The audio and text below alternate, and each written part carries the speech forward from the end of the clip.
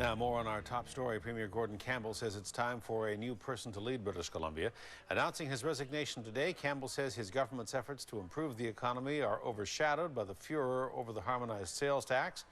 But he defends his record, saying to do what you think is right is not always popular. And when public debate becomes focused on one person, as opposed to what's in the best interests of the province of British Columbia, we've lost sight of what is important. When that happens, it's time for a change. This decision is what I believe is in the best interests of British Columbia, our government, our party, and the people who live here. My goal is to return public attention to what is important to British Columbians, their jobs, their families, and how government can best support them. That is what the decision with regard to the HST was all about. And I am hopeful that my announcement today will allow British Columbians to move forward and fully consider the HST and its alternative as they move towards September of 2011. University of Victoria political scientist Dennis Pilon joins us now live in our A News studios with more reaction. Dennis, thanks for being here. He's been under a lot of pressure. What finally got to him, do you think? Well, I think some of the financial supporters of the Liberal Party probably got to him, probably said, look, it doesn't look like you can turn this around. You've had a bit of time. Your numbers have been consistently bad, and we need to renew this brand and get this party ready to win another election when the next election comes around. Speculation already turning to who will be the contenders once they put their hands up. Christy Clark's name has come up. Chuck Straw being discussed in Parliament Hill tonight. Dennis, if his health is good enough, many consider him to be the guy who could knit together a right-of-centre coalition. You know, I don't know. The problem with the coalition that is the BC Liberal Party is that it combines federal Liberals and Conservatives. But they've got to worry about that centre. So really, someone who's too closely associated with the federal Conservatives might be too far to the right for this party to be able to, you know, work the magic they have in the last 3 elections. We spoke earlier to NDP leader Carol James. She was respectful on this day of the resignation, and yet she and her party must be salivating at the opportunity that lies before them. How do you think the NDP will react? You know, I don't think it's good news for the NDP. I think Gordon Campbell was one of the best things going for the NDP, particularly now that the public hostility had focused so tightly on him. The challenge for the NDP is going to be to say, wait a minute, it's not just Campbell, it's all those people behind Campbell that are responsible for this as well. If they can do that, then, you know, they might be able to do something with this. And in terms of a potential leadership contender, who are you handicapping? What's a name to watch? You know, I mean, I can't see anybody from the backbenches or from the cabinet. I mean, they've been too loyal. And so it's going to be hard for them to differentiate themselves from Campbell. Personally, I think it's going to be somebody from outside. Could be a federal politician, a municipal politician, or maybe a high-profile member of the business community. Well, we'll wait and see. Interesting times ahead. Dennis Pilon, we appreciate your time tonight. Thanks for having me. Thank you. Other reaction tonight from Parliament Hill. Prime Minister Stephen Harper issued a statement today thanking Premier Gordon Campbell for his devoted service to British Columbians and all Canadians. Harper said Campbell returned BC to prosperity and, quote, reaffirmed his province's rightful place in the heart of Confederation. On a personal note, the PM also thanked Campbell for his passionate and tireless efforts promoting BC and Canada during the Vancouver Olympic Games. Gordon Campbell's been under pressure for months to resign, but the way it happened this morning did come as a surprise and a shock to many of the people who had worked with him the longest and knew him best. A News legislature reporter Shachi Curl checks in once again from the legislature with more on the reaction. Shachi. Well, Hudson, how long had we been doing stories speculating on whether or not people from inside the party ranks and inside cabinet had bluntly said to Gordon Campbell, look, it's time to go. And clearly, he told them this morning at a cabinet meeting in Vancouver moments before he made his announcement to the public that he was going. And we managed to catch up with some cabinet members after he had broken the news to them. Here's what some of them had to say. We're now a 3-term government.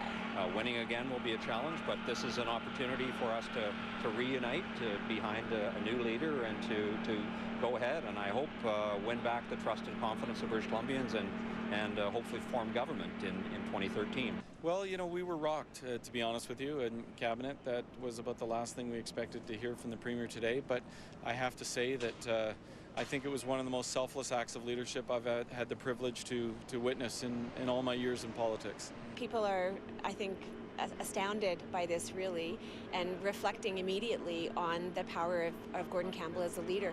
What an amazing Premier he's been and the things he's done for the province.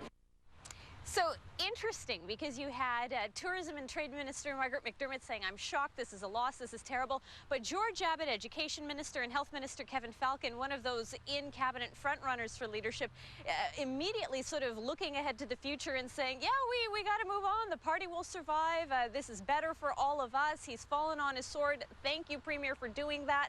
And of course, that leads into the next set of questions we had for these politicians today, which is, are you going to take a run yourself? We have comments from Kevin Falcon and Blair Lekstrom. I don't think it's appropriate to even discuss that today, and it's not that I don't respect you for asking the question, but I just don't think it's appropriate. But secondly, I really think that if a sane, rational, intelligent person looking at that job and what the responsibilities entail and what the sacrifice means to your family, etc., would never make a decision like that lightly. Today it's pretty early to say that. I think out of due respect for the office and the man, I think I'm going to let the substance of what he's just done here sink into people. I do think we have to look at a different way of governing. You might have caught a little twinkle in Blair Lekstrom's eye as he gave that answer, Hudson. Clearly no one is wanting to be the first to go treading roughly on the still warm remains of Gordon Campbell's leadership and premiership here. But at the same time, you have to know that they are now scrambling, getting their leadership plans ready, and really sussing out whether or not they have the chance to do this. The one question around leadership, Hudson, is if anyone is actually thinking of taking a run at this, they have to be asking themselves, are they prepared to actually spend 4 years as opposition leader before they have the chance to take on another term as premier? That is something that, from what I hear, Kevin Falcon certainly has the stomach and the gut for. The rest of them, not so sure. But these are going to be, as if they haven't been already, more interesting days ahead. They will indeed. Shashi, we'll check back with you at 6. Okay. Thank you. Well, whatever your opinion of Gordon Campbell, one thing is certain. He changed the political landscape in British Columbia from an historic win as premier in 2001 and through 2 successive victories after that. Campbell has seen his share of highs and lows, politically and personally. A News reporter Stephen Andrew takes a look back at the political career of BC's 34th premier. It's not always popular to do what you think in your heart is right and in the long-term interests of our province and the families who live here. Truer words perhaps were never spoken by a man who is leaving the Premier's office with the lowest approval rating in his 26 years as a politician. But to know the lows, Gordon Campbell has also seen the highs. As a former developer and secondary school teacher, Campbell entered the political stage as a Vancouver councillor in 1984. 2 years later, he was sitting in the mayor's chair, where he would stay for 9 years, securing special rights from the province for BC's largest city and beginning Canada's first needle exchange program. Campbell gained province-wide attention when he became leader of the BC Liberals. In 1993, corralling Conservatives and federal Liberals with high hopes of forming government in his first election 3 years later. Despite winning a majority of votes, Campbell lost to Glenn Clark. Political watchers felt his stiff performance during the campaign had turned off voters. Calm down. A more comfortable and relaxed Gordon Campbell emerged months later, appearing full of confidence and proclaiming a new era for British Columbia. Promising major tax cuts and fiscal reform while taking advantage of anti-NDP sentiment, Campbell swept to power as BC's 34th premier, promising to scrap photo radar and sell off fast ferries. It was a win like no other, the largest majority in BC history, leaving the NDP with only 2 seats and without official party status. Campbell was at the top of his game. Fearless of critics and governing with a firm hand, it appeared he could do no wrong. But then, in January 2003, Campbell was arrested and charged with driving drunk while on vacation in Maui. It appeared the Campbell era in BC was over, but he survived.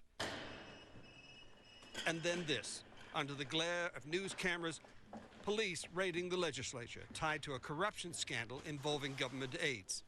Even that did not shake his grip on power, becoming only the 4th person to win 3 consecutive terms as premier. But the taste of victory was short-lived, as voters believed Campbell and his Liberals had lied when they said they had not considered bringing in the HST before or during the 2009 election campaign. I think is important is to show off. Much of Campbell's last years in power were focused on Vancouver hosting the 2010 Olympic Games. A cheerleader for the economic and tourism benefits the Games would bring to BC, Campbell's face was everywhere. Many suspected he would leave right after the games, basking in the glow of success. But if he had any thoughts of leaving, he was keeping them to himself, even as opposition to the HST began to sweep across the province. See that gold medal? This was an Olympic gold medal for our games. Then came perhaps the first sign that he knew he had overstayed his welcome. In a speech to mayors and councillors last month, a teary-eyed Gordon Campbell tried to recapture Olympic glory. Weeks later, in an attempt to turn the tide of disapproval over the HST and his leadership, Campbell gave what was his last provincial address as Premier. Should we have consulted you more? I sure would have liked to. Today, he thanked his family and friends who stood by him. Politics can be a very nasty business. And at times, that nastiness spilled over into their own personal lives. For that, I am sorry. And I want to say thanks to them for their love and their support. In Victoria, Stephen Andrew, A News. If you missed seeing the Premier's resignation announcement live this morning and you'd like to watch it in its entirety, we have uploaded the entire version of it on our website, atv.ca/Victoria.